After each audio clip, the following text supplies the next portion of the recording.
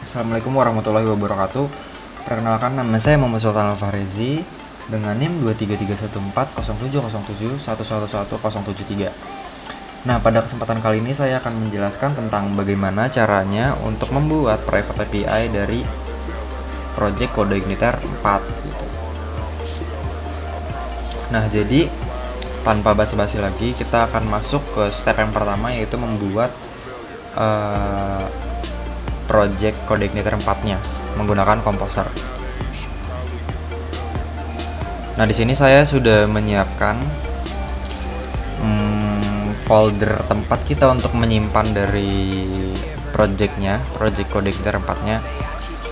Lalu kita bisa membuka command prompt untuk melakukan instalasinya. Jadi kita pertama masuk ke direktorinya dulu. Di sini direktori saya itu adalah ini semester 4 CD.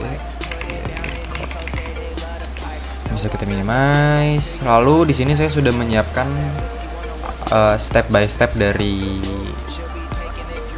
apa yang akan kita lakukan nanti, karena untuk menghemat waktu juga dan biar lebih cepat gitu. Sini kita bisa paste. Nah, di sini kalau kalian lihat itu yang ini ada Siakat API, itu adalah nama folder projectnya. Jadi di sini kita enter aja untuk meng-create projectnya. Jangan ketemunya. Oke, di sini sudah terinstall ya. Kita minimize saja. Lalu karena sudah terinstall, kita langsung buka aja di VS Code. Jadi di sini kita open folder, lalu kita masuk ke direktorinya, masuk ke folder projectnya. Tadi saya naruhnya itu di tugas sempat di record Siakat API. Ini kita open. Oke, ini adalah project yang tadi kita buat. Nah, hal yang pertama kita lakukan itu adalah merename env-nya di titik env. Lalu di sini ada beberapa konfigurasi env yang akan kita lakukan, yaitu mengubah environment-nya yang tadinya production kita ubah menjadi development. Tadinya production, kita akan mengubahnya jadi development. Lalu untuk settingan atau konfigurasi dari database-nya, di sini kita menggunakan database yang namanya DB Siakat. Ini terserah kalian ya mau namanya apa. Cuma di sini saya namanya DB_Siakat. Ini kita save, passwordnya saya hapus. Lalu kita masuk ke PHP MyAdmin-nya. Nah, di sini saya sudah membuat database-nya namanya DB_Siakat. Jadi kita nggak perlu untuk meng-create database lagi, karena di sini sudah saya create sebelumnya. Oke, masuk lagi ke VS Code. Lalu kita akan membuat model untuk mahasiswa. Jadi kita akan membuat model yang terlebih dahulu. Lalu kita akan membuat migration dari tabel mahasiswanya. Lalu di sini saya juga sudah menyiapkan code dari migration-nya itu sendiri. Nah, migration itu ada di mana? Ada di database migration. Nah, ini adalah file yang tadi baru saja kita buat dari pp spark make migration mahasiswa. Nah, selanjutnya ketika kita sudah melakukan atau membuat migration, yang perlu kita lakukan selanjutnya adalah melakukan migrate untuk membuat tabel migration yang tadi kita buat ini masuk ke dalam database. Jadi contohnya kayak gini, kalau kita refresh, ini akan muncul tabel mahasiswa.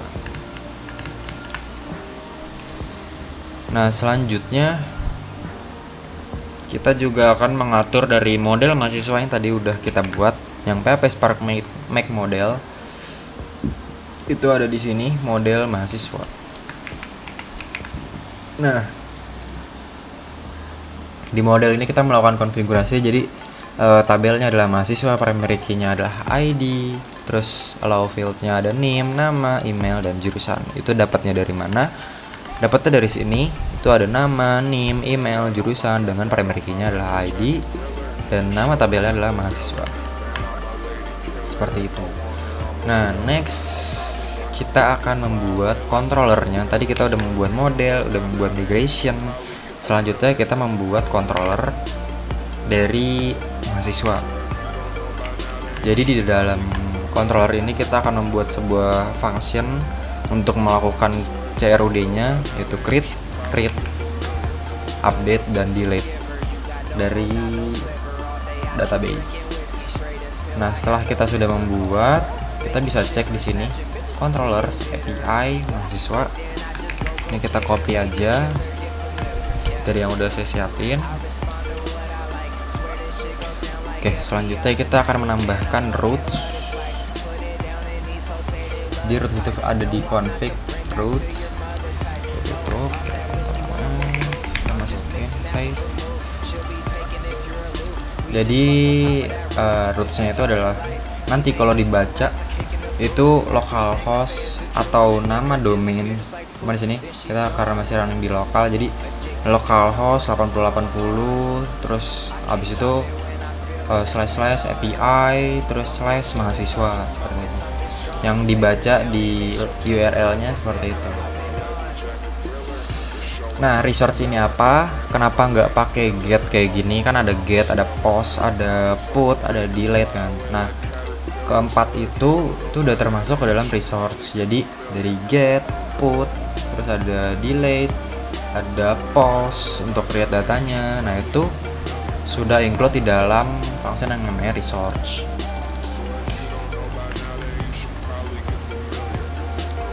Nah, next ketika kita sudah berhasil melakukan roots, kita akan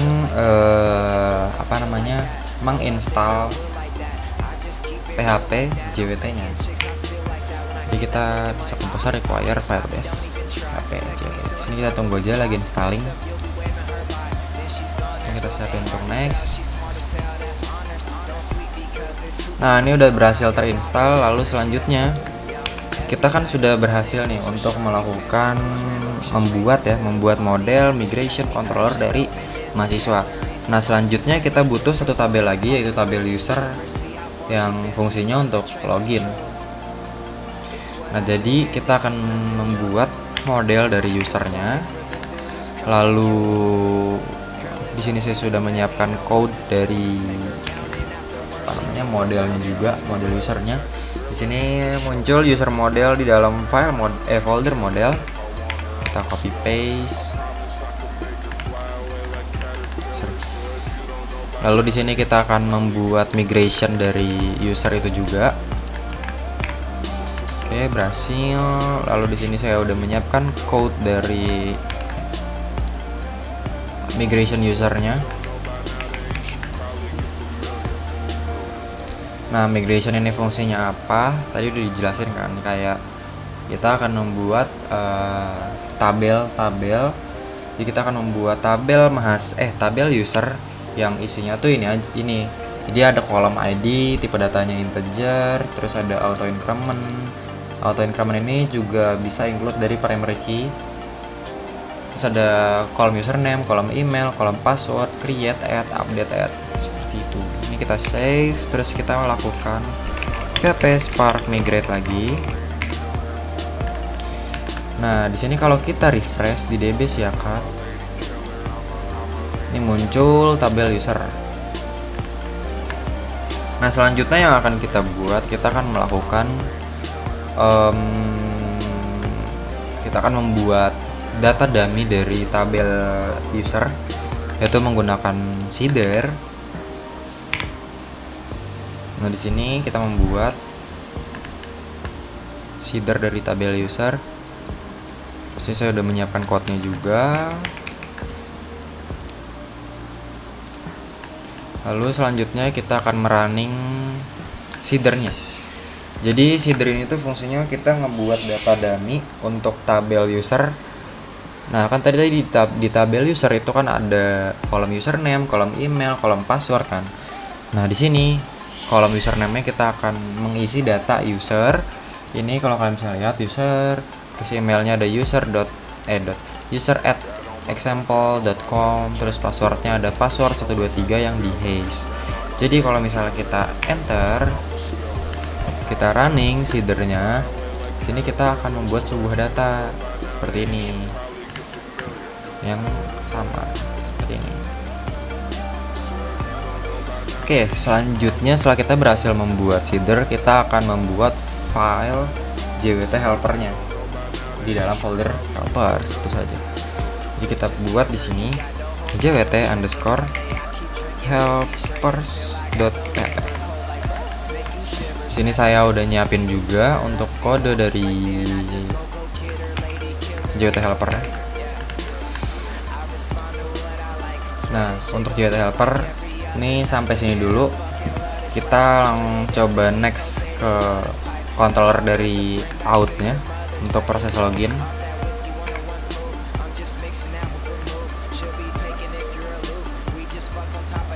Ini saya udah nyiapin kodenya juga. Sorry, kodenya itu ada di sini. Tadi mana? Out.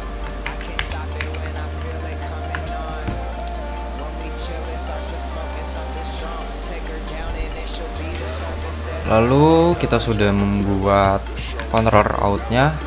Kita balik lagi ke helper. Nah, di sini kita akan menambahkan auto load. Jadi fungsinya itu kita untuk apa ya? Jadi si fungsi yang kita buat di sini, jadi kita nggak perlu untuk narik ini di setiap controllernya secara manual gitu. Setelah di out kita mau manggil helpersnya, di mahasiswa kita mau manggil juga. Nah, nggak efisien kalau semisal kita nariknya manual gitu. Jadi kita masukin lagi di sini di dalam kontrol, setiap kontrol nanti ada. Nah, makanya kita masukin aja di auto loadnya gitu.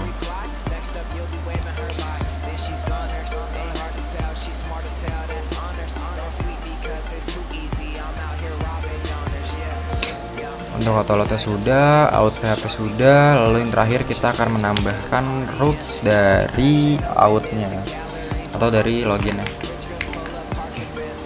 Di sini persiapan kita untuk CI4-nya untuk membuat private API-nya tidak ada masalah dan tidak ada error, alhamdulillah. Tapi kita akan mencoba endpoint-nya terlebih dahulu dari menggunakan Postman. Nah, di sini saya akan membuat blank collection baru. Namanya itu adalah Syakat. Lalu kita tambahin request-nya. Misalnya kita mau melakukan login ya. Login. Sini login.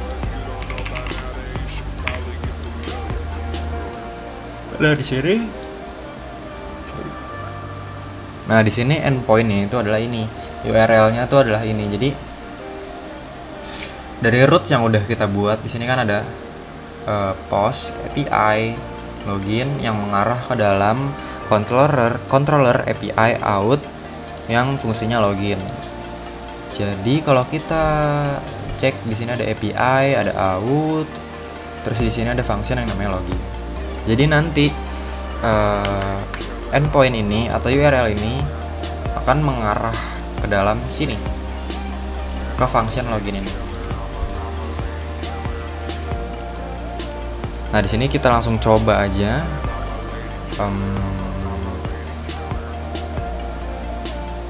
Tadi itu kan kita udah ngebuat data dummy untuk tabel user kan. Itu kita menggunakan emailnya tadi user@example.com, dan passwordnya itu adalah password 123. Sini kita coba. Oh sorry, ini kenapa nggak bisa nih, kita lupa menjalankan PHP Spark Serve. Nah, di sini baru jalan servernya. Lalu kita bisa ulang.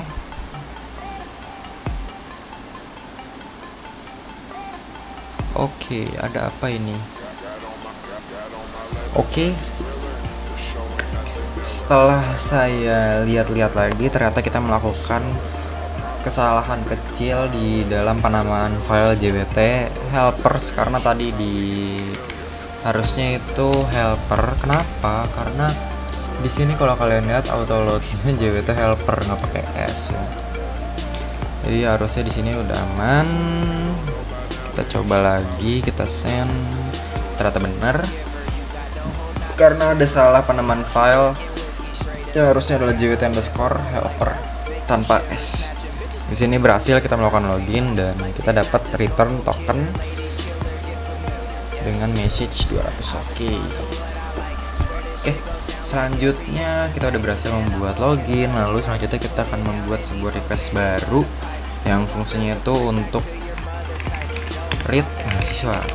Jadi kita akan melakukan pembacaan data dari tabel mahasiswa. Dari sini kalau kita bisa lihat endpointnya atau URL-nya itu adalah ini, API mahasiswa yang sesuai apa yang udah ada di roots. Di grup API di dalamnya ada mahasiswa dengan metode get. Ini send. Di sini kita dapat 200 tetapi datanya kosong karena tabel mahasiswanya belum ada isinya. Oke, di sini kita akan membuat sebuah request lagi untuk metode post yang fungsinya itu untuk create data dari mahasiswanya. Di sini post, di sini sama API endpointnya. Kita masukin parameternya. Tadi itu ada nama, nih, email, jurusan.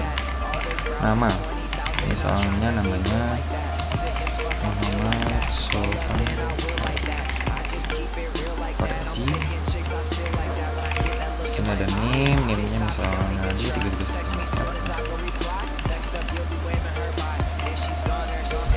Terus ada emailnya misalnya alfahrezi gitu, example.com.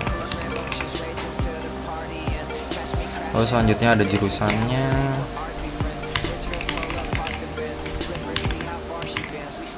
Jurusan misalnya teknologi informasi. Oke, ini aja kita send. Di sini berhasil, mahasiswa berhasil ditambahkan dengan parameter ini. Jadi kalau kita read datanya lagi, nah di sini muncul data yang baru saja kita tambahkan. Begitu juga di localhost. Oke, di sini untuk metode create atau metode post untuk create data mahasiswanya itu udah berhasil. Next kita akan membuat request lagi yang fungsinya itu untuk mengupdate datanya. Untuk update ini kita menggunakan put. Nah di sini karena kita mau update data, berarti di sini kita ada parameter yang harus kita kirim. Jadi yang mau kita update itu datanya siapa gitu. Misalnya kalau kita read, misalnya saya pengen ngedit ini nih Muhammad Sultan Alfarezi, data dari Muhammad Sultan Alfarezi. Nah di sini ID-nya itu adalah 1 kan. Nah di update ini kita akan mengirimkan parameter ini. Jadi parameter ID-nya itu berapa gitu. Jadi nanti kita bisa menginisialisasi kita mau mengupdate data dari Muhammad Sultan Alfarezi dengan ID 1. Nah, di sini kita bisa copy paste aja dari sini. Kita copy paste. Lalu misalnya di sini namanya kita akan ganti menjadi Alfarezi aja. Kita send. Nah, di sini berhasil. Mahasiswa berhasil diupdate. Ya, di sini kalau kita baca lagi ya namanya berubah jadi Alfarezi. Begitu juga yang ada di localhost-nya. Nah, terakhir di sini kita akan membuat request lagi karena janji saya di awal itu membuat CRUD-nya, CRUD dari tabel mahasiswanya. Jadi create udah, read udah, update udah. Selanjutnya kita akan membuat function delete atau endpoint delete-nya. Kita tes.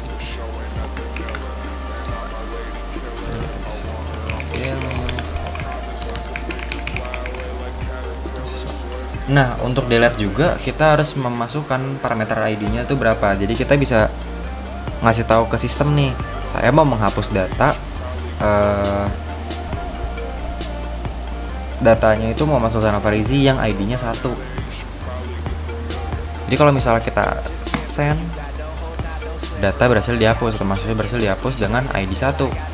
Jadi kalau kita baca lagi datanya hilang. Begitu juga di localhost-nya. Oke, di sini kita masukin lagi data. Tadi. Oke, berhasil. Di sini ID jadi 2. Oke. Kita udah bisa melakukan login, kita udah berhasil melakukan read data dari mahasiswa, create dari data mahasiswa, terus kita bisa mengupdate data yang ada di mahasiswa juga, dan juga bisa mendelete-nya seperti itu. Nah, mungkin untuk kita membuat private API-nya cukup segini dulu. Jadi kita udah berhasil membuat tabel mahasiswa, tabel user. Kita bisa melakukan login, kita bisa melakukan CRUD terhadap tabel mahasiswanya melalui Postman atau melalui endpoint. Nah, selanjutnya di sini saya akan membuat sebuah aplikasi Flutter atau aplikasi mobile menggunakan Flutter. Nah, di aplikasi Flutter itu kita akan mencoba untuk melakukan consuming API yang kita buat dari CI4 ini. Oke, baik, sebelumnya kita telah selesai membuat API-nya menggunakan CI4 atau web server. Nah, sekarang saya akan menjelaskan tentang aplikasi yang telah saya buat menggunakan Flutter untuk kita mengkonsum API yang telah kita buat gitu di CI4. Nah, langsung saja di sini saya membuat aplikasi mobile apps-nya itu menggunakan Flutter atau Dart. Jadi di sini pertama-tama untuk dependencies-nya kita install HTTP dan share preference untuk loginnya. Lalu di sini kita punya main Dart yang isinya itu adalah login page. Jadi awal-awal aplikasi kita buka itu munculnya adalah login page untuk kita login. Nah, terus kita punya roots. Jadi ada roots, login page, dan home page. Nah, di home page ini nanti fungsinya itu untuk CRUD dari tabel mahasiswa yang telah kita buat sebelumnya. Di sini ada kelas login page. Ini untuk tampilannya yang di widget build ini. Untuk tampilan dari login page-nya itu ada text field. Dia untuk input email dan passwordnya. Lalu ada tombol button untuk submit. Jadi ketika dia ditekan nanti akan masuk ke void login.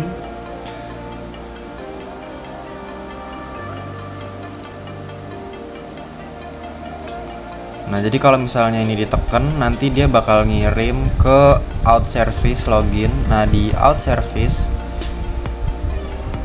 itu ada di sini out service-nya. Ini login, yang ini butuh parameter email dan password, nanti masuk ke sini. Nah, untuk base URL-nya, untuk endpoint API-nya kita di sini menggunakan 10.0.2.2 karena kita akan mencoba untuk di mobile apps-nya terlebih dahulu, baru base URL /login yang telah kita buat sebelumnya di Postman dan kita udah tes itu berhasil. Nah, di sini kita langsung coba aja untuk login sistem loginnya. Nah, pertama-tama kita nyalakan dulu SAMPP-nya. Lalu kita masuk ke API-nya CI4.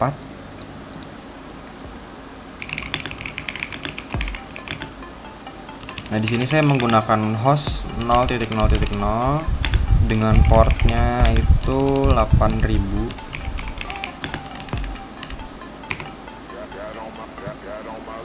Oke. Lalu di sini kita akan memilih untuk device-nya. Di sini saya emulatornya menggunakan Android Studio. Kita launch saja.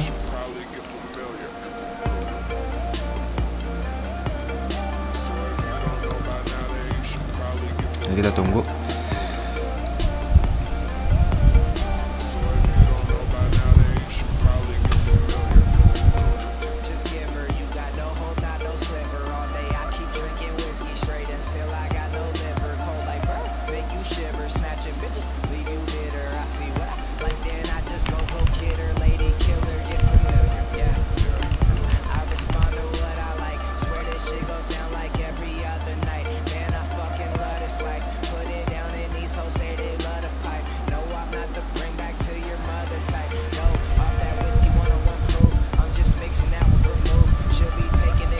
Oke, di sini untuk emulatornya udah jalan, jadi kita bisa langsung start debugging aja untuk melaunch aplikasi yang telah kita buat.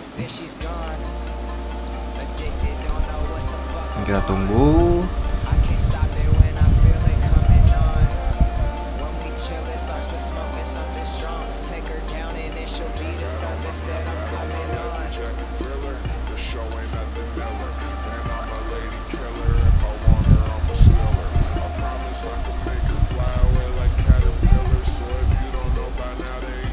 Ini lumayan memakan waktu karena emulator itu sendiri tuh sangat berat ya untuk Android Studio ini emulatornya.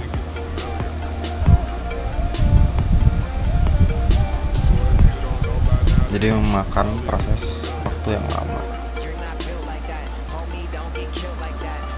Oke, di sini sudah tampil halaman loginnya yang tadi udah dijelasin. Jadi ada email. Nah, sebelumnya kita udah ngetes di Postman dengan email yaitu userexample.com dan passwordnya itu adalah password 123. Ini kalau diklik login dia akan masuk ke homepage-nya, yang dimana kalau kita lihat di Mendert di sini kalau misalnya if token dia tidak nol, dia akan mengirim kita ke root home, yang dimana home ini adalah homepage. Jadi kalau dari out service ini jika respon status code-nya 200 atau berhasil, dia akan return token yang dikirim dari API-nya, dari CI4-nya. Ketika sudah dikirim, di sini dicek lagi di Mendert. If token tidak kosong, maka kembalikan kita ke homepage. Nah, homepage itu ada di mana? Di sini homepage itu ada di mahasiswa. Homepage itu ada di bawah sini. Maaf. Nah, si kelas homepage ini itu isinya adalah ini. Jadi tampilan ini itu adalah code ini, kelas homepage ini. Nah, isinya itu ada button yang mengirim kita itu ke dalam page mahasiswa. Jadi ketika ini diklik, kita sebelumnya maaf, ini ada kesalahan untuk link API-nya. Sebelumnya saya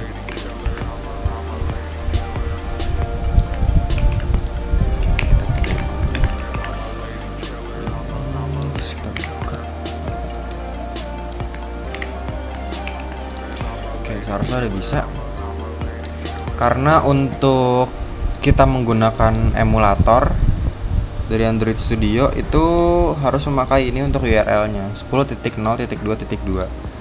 Kalau kita bukanya di website atau di Chrome itu kita baru pakai localhost. Jadi di sini kita masuk lagi user@example.com. Source 123. Nah, di sini kalau misalnya kita lihat ini udah muncul datanya. Nah, di dalam mahasiswa page ini kita bisa melakukan CRUD-nya. Di sini kita bisa menambahkan data, bisa mengedit data, dan juga kita bisa menghapus datanya. Nah, di sini kita akan mencoba terlebih dahulu untuk menambahkan data. Misalnya NIM-nya 123 dengan namanya itu adalah Udin dan jurusannya Teknologi Informasi. Di sini kita coba tambah. Nah, di sini jelas ya. Terlihat ini nambah datanya. Kalau misalnya kita cek di localhost di PHP MyAdmin,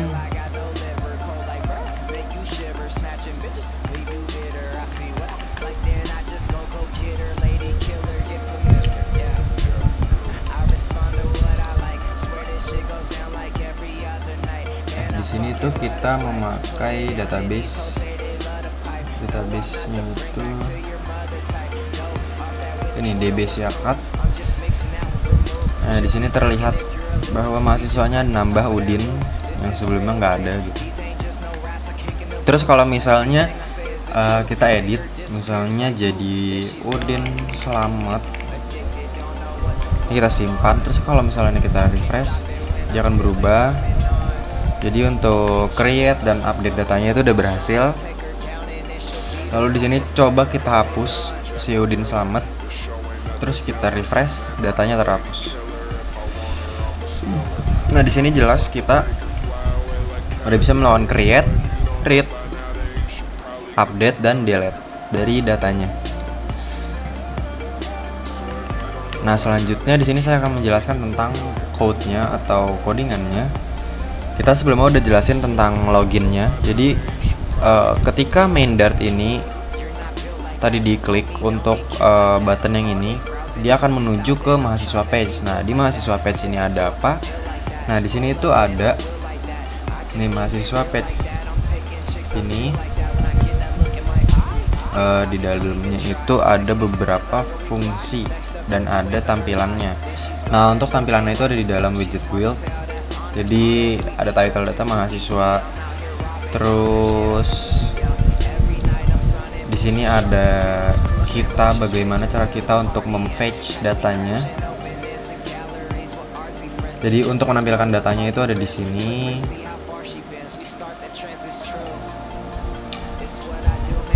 Nah, di sini ada fetch mahasiswa.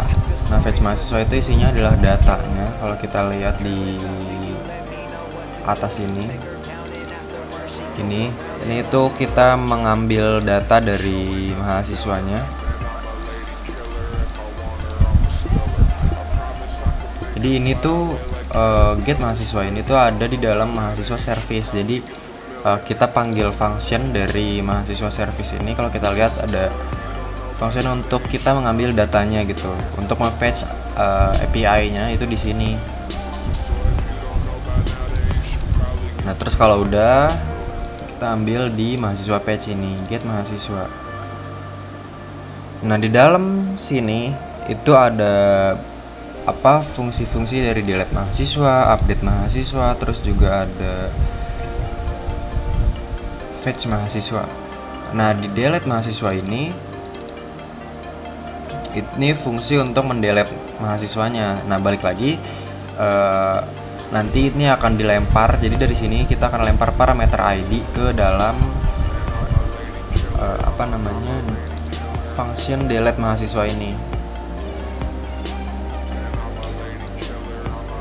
Jadi kalau misalnya ini sukses, baru nanti mahasiswa remove where mahasiswa ID sama dengan ID gitu. Kalau kita lihat di mahasiswa service itu ada function delete mahasiswa juga. Nah, ini langsung ke endpoint API-nya kayak gitu. Nah, ini juga berfungsi sama untuk update dan add mahasiswa yang dilempar dari mahasiswa page. Tapi untuk kita meng-create data, kita menambahkan satu file tambahan yaitu add mahasiswa page. Nah, di dalam sini tuh adalah yang ini adalah page yang ini, tambah mahasiswa yang ini. Jadi ini di dalam page yang berbeda gitu. Jadi kalau misalnya ini di on press, dia bakal memanggil function add mahasiswa gitu. Nah, add mahasiswa itu ada di mana? Di sini. Baru kita lempar parameter segala macam. Ada ini, terus nanti dilempar lagi ke add mahasiswa yang ada di mahasiswa service sini. Lanjutnya di sini kita akan kan sebelumnya kita sudah mencobanya di dalam emulator mobile apps-nya gitu. Tadi menggunakan emulator dari Android Studio. Nah, sekarang kita akan melaunchnya itu di website gitu, di Chrome. Jadi kita bakalan coba tidak menggunakan emulator dari Android Studio, tapi kita menggunakan Chrome untuk menjalankan aplikasinya gitu. Nah, di sini kita ubah dulu untuk link API-nya. Di sini menggunakan localhost karena untuk Chrome. Di sini juga sama. Ini kita ubah dulu.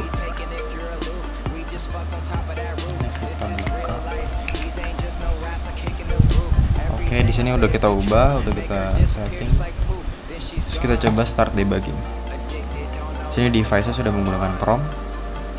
Yang harusnya nanti akan otomatis menjalankannya di Chrome. Ya, tunggu.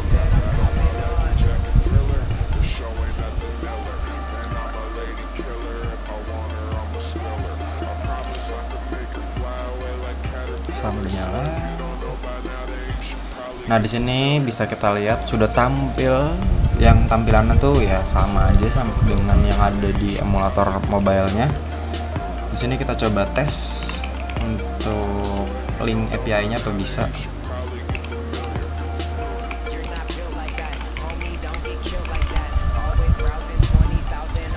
Password 1. Oke, di sini bisa ya, berarti untuk datanya itu udah bisa kita ambil dari database dari C4-nya. Sini juga tampil untuk melakukan, misalnya kita ubah ini Alvarezi seperti S. Sini berubah, terus kita bisa tambahin data lagi, misalnya 123, terus download jurusan teknologi. Terus kalau kita tambah, datanya akan menambah. Terus juga kalau misalnya kita hapus, dia akan hapus. Jadi fungsinya itu sama dengan apa yang udah kita buat di tampilan mobilenya. Jadi kita udah tes dari mobile, terus untuk webnya, terus juga kita udah membuat web REST API-nya. Terus kita juga tadi udah tes di Postman, gimana cara tes di Postman untuk endpoint yang telah kita buat, kayak gitu. Berarti semuanya tidak ada masalah sama sekali. Oke, mungkin dari saya cukup sampai sini, dan jika ada kata-kata yang kurang mengenakan saya mohon maaf, dan juga semisalnya ada penjelasan saya yang kurang jelas atau misalnya ada yang miss dari penjelasan saya sangat amat mohon maaf, dan saya meminta bantuan kalau semisalnya ada penjelasan saya yang kurang, bisa tolong bantu dikoreksi gitu. Jadi kita di sini sama-sama belajar, dan begitu juga saya gitu. Nah, mungkin sampai sini aja untuk videonya. Saya Muhammad Sultan Alvarezi. Mohon pamit undur diri, kurang lebih mohon maaf. Wassalamualaikum warahmatullahi wabarakatuh. Nah, mungkin segitu aja untuk penjelasan dari web servernya atau web REST API dan mobile apps kita untuk consuming API-nya. Kurang lebihnya mohon maaf jika ada salah-salah kata ataupun ada salah-salah dari penjelasan yang saya jelaskan sebelumnya. Saya mohon maaf, dan kalian bisa bantu saya untuk menjelaskan apa yang tadi saya jelaskan jika ada yang salah gitu. Karena di sini juga saya masih belajar, jadi bisa sambil dibantu-bantu, kita sama-sama belajar. Wassalamualaikum warahmatullahi wabarakatuh. Saya Muhammad Sultan Alvarezi, pamit undur diri. Terima kasih.